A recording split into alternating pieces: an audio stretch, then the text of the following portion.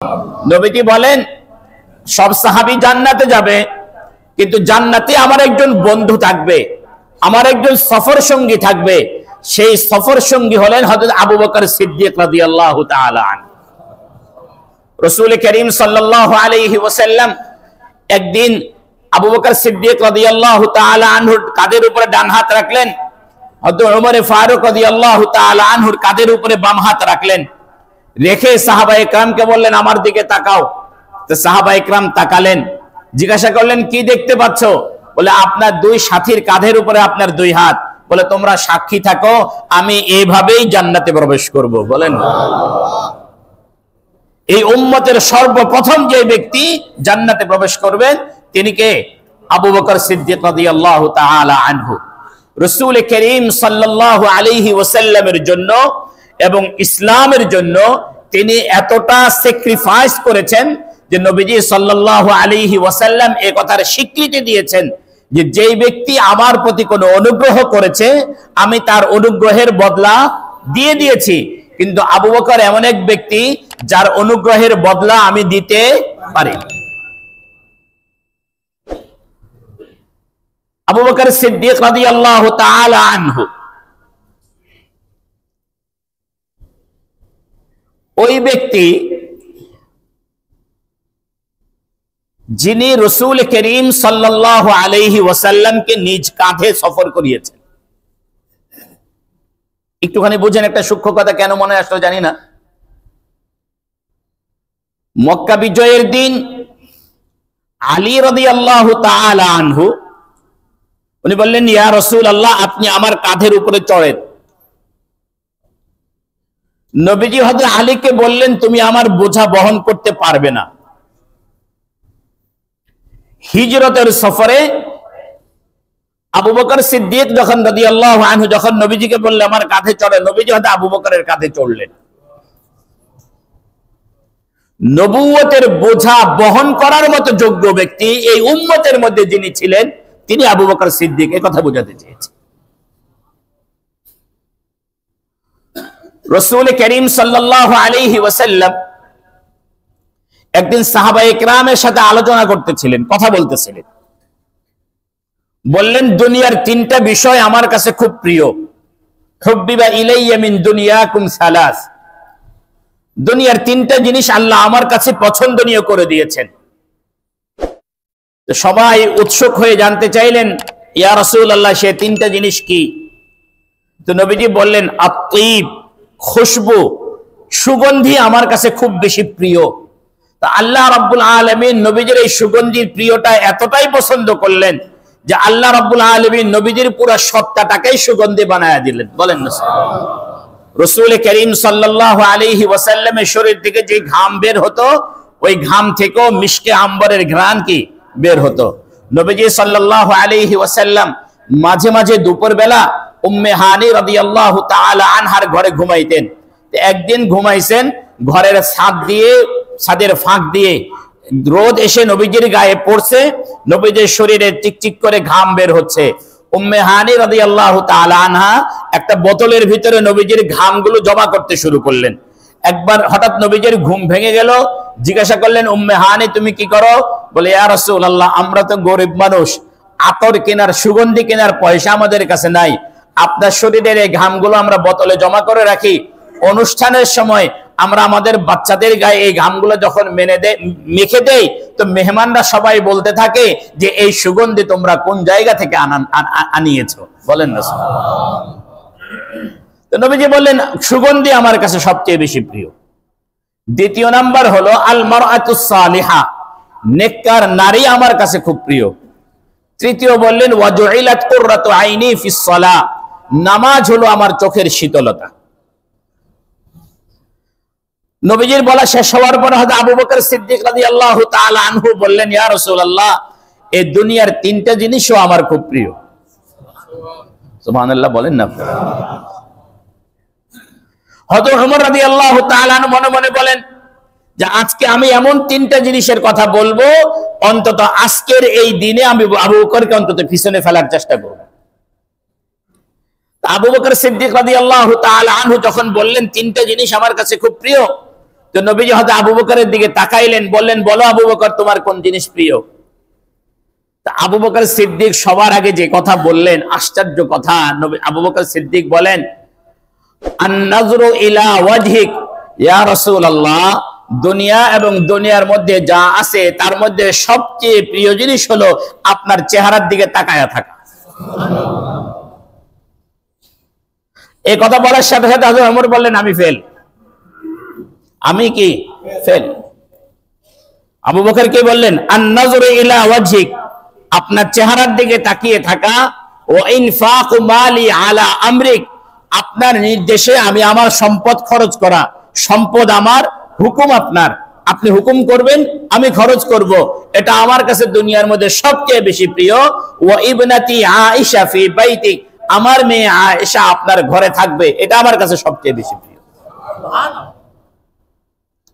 এই যে আবু বকর সিদ্দিক রাদিয়াল্লাহু তাআলা আনহু যে বললেন, আন-নাযরু ইলা ওয়াজহিক, আপনার চেহারার দিকে তাকিয়ে থাকা, তা আল্লাহ রাব্বুল আলামিন হযরত আবু বকরের চাহিদাটা পূরণ করেছেন। বলেন না সুবহানাল্লাহ। কিভাবে পূরণ করছেন? বলে, গারে সৌরে যখন প্রবেশ করলেন, হিজরতের রাতে সৌর পর্বতের গুহায় যখন প্রবেশ করলেন, তো নবীজি হযরত আবু বকরকে বললেন, আবু বকর বসো, আমি একটু ঘুমাবো। তা আবু বকরের কোলের মধ্যে মাথা রেখে নবীজি ঘুমিয়ে গেলেন। বলেন না সুবহানাল্লাহ।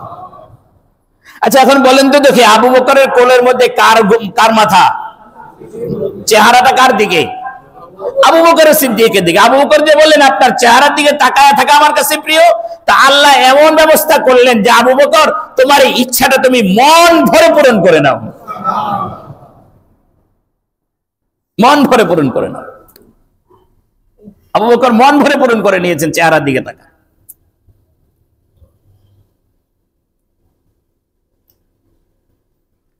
আন-নাযরু ইলা ওয়াজহিক।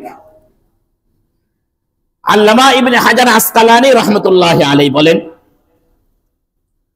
বলে গারে সৌরে আবু বকরের কোলের মধ্যে নবীজির মাথা, নবীজি ঘুমিয়ে আছেন, এই দৃশ্যটা কেমন?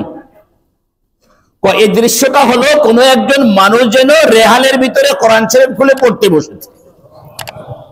রেহালের মধ্যে কোরআন শরীফ খুললে যে অবস্থা হবে, বলে আবু বকরের কোলের মধ্যে নবীজি সাল্লাল্লাহু আলাইহি ওয়াসাল্লামের চেহারাটা সেভাবে একটা জিন্দা কোরআন যেন আবু বকর পড়তেছে। আবু বকর সিদ্দিক রাদিয়াল্লাহু তাআলা আনহু উম্মতের ওই ব্যক্তি, নবীজি হিজরতের সময় যিনি নবীজির সঙ্গ দিয়েছেন এবং পুরা পথ সঙ্গ দিয়েছেন। বিষয়টা বোঝার জন্য একটু তুলনা করলে বিষয়টা বুঝে আসবে। রাসূল করিম সাল্লাল্লাহু আলাইহি ওয়াসাল্লামের জিন্দেগীর বড় দুই সফর, এক সফর হলো মিরাজের সফর, আরেক সফর হলো হিজরতের সফর। এক সফর হলো আনন্দের সফর, আরেক সফর হলো দুঃখ বেদনার সফর। মিরাজের সফর হলো আনন্দের সফর, হিজরতের সফর হলো কষ্ট আর যাতনার সফর। মিরাজের সফরেও সফর সঙ্গী ছিলেন নূরি জগতের শ্রেষ্ঠ ফেরেশতা সাইয়্যিদুল মালায়েকা জিবরিল আমিন। হিজরতের সফরেও সফর সঙ্গী আছেন মানব কুলের শ্রেষ্ঠ, নবীদের পরে শ্রেষ্ঠ ব্যক্তি আবু বকর সিদ্দিক রাদিয়াল্লাহু আনহু। কিন্তু দেখেন, দুই সফরে সফর সঙ্গীর অবস্থা দেখেন। এক সফরে সফর সঙ্গী নবীজির কাছে আসলেন, আর এক সফরে নবীজি সফর সঙ্গীর বাড়িতে গেলেন।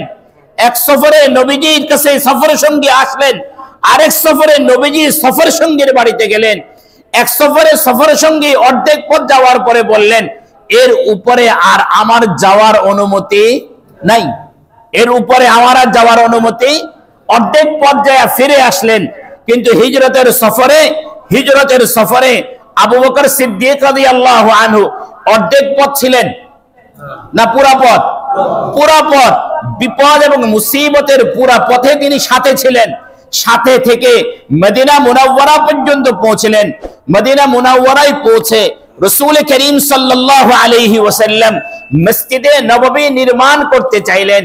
মসজিদে নববী নির্মাণ করার জন্য জায়গা কেনার প্রয়োজন দেখা দিল। জায়গা পছন্দ হলো।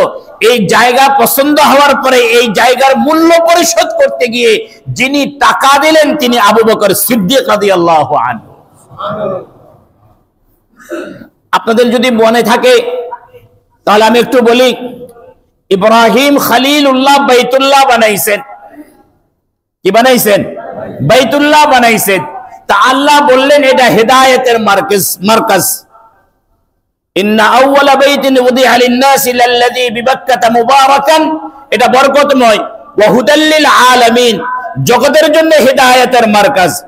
আবু বকর সিদ্দিক রাদিয়াল্লাহু তাআলা আনহু মসজিদে নববী বানাইলেন, মসজিদে নববীর জায়গা কিনলেন।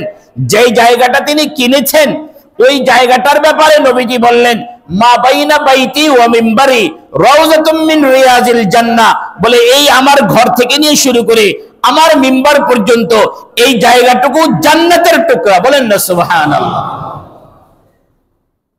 তার মানে কি আবু বকর দুনিয়াতে থাকতেই জান্নাতের জমি, আর বলেন আবু বকর দুনিয়াতে থাকতেই জান্নাতের জমি কিনে নিয়েছেন। নবী তিনি বললেন, মা বাইনা বাইতি ওয়া মিম্বারি রাউযাতুম মিন রিয়াজিল জান্নাহ, বলে আমার বাড়ি, আমার ঘর এবং আমার মিম্বারের মাঝামাঝি জায়গাটা এটা রওজা, এটা জান্নাতের একটা বাগিচা। এটার ব্যাখ্যায় মুহাদ্দিসিন ইকরাম লিখেছেন যে এই জায়গাটা কিয়ামতের প্রলয়ে ধ্বংস হবে না, এই জায়গাটা সরাসরি জান্নাতে চলে যাবে। বলেন না সুবহানাল্লাহ। যার কারণে মসজিদে নববীতে যারাই যান, মদিনায় যারাই যান, মদিনাতুল মুনাওয়ারায় যারাই যান, সেই ওই রওজায় ওই জায়গাটায় 2 রাকাত নামাজ পড়ার জন্য, একটুখানি বসার জন্য সকলের মনের একটা ব্যাকুলতা থাকে। বসতে পারলে নিজেকে ধন্য মনে করে যে দুনিয়ায় জান্নাতের যে টুকরা আছে সেখানে আমি ঢোকার, 2 রাকাত নামাজ পড়ার, আল্লাহ পাকের কুদরতি কদমে 2টা সিজদা দেওয়ার সৌভাগ্য অর্জন করেছে। আল্লাহ পাক রব্বুল আলামিন আমাদের সকলকে কবুল করেন, সকলে বলি আমিন। বারবার সেখানে গিয়ে আল্লাহ পাক রব্বুল আলামিনের কুদরতি কদমে সিজদা দেওয়ার তৌফিক নসিব করেন। রওজায়ে আতহারের সামনে দাঁড়িয়ে নবীজিকে সালাম দেওয়ার, হযরত আবু বকরকে সালাম দেওয়ার, হযরত ওমরকে সালাম দেওয়ার তৌফিক নসিব করেন, সকলে বলি আমিন। আবু বকর সিদ্দিক রাদিয়াল্লাহু তাআলা আনহু রাসূল করিম সাল্লাল্লাহু আলাইহি ওয়াসাল্লামের ইন্তেকালের পরে নিজের ইন্তেকাল পর্যন্ত 2.5 বছরের মতো সময় ওই দায়িত্বটা পালন করেছেন, যে দায়িত্ব পালন করার কারণে আজও ইসলাম অক্ষুণ্ণ আছে, অটুট আছে।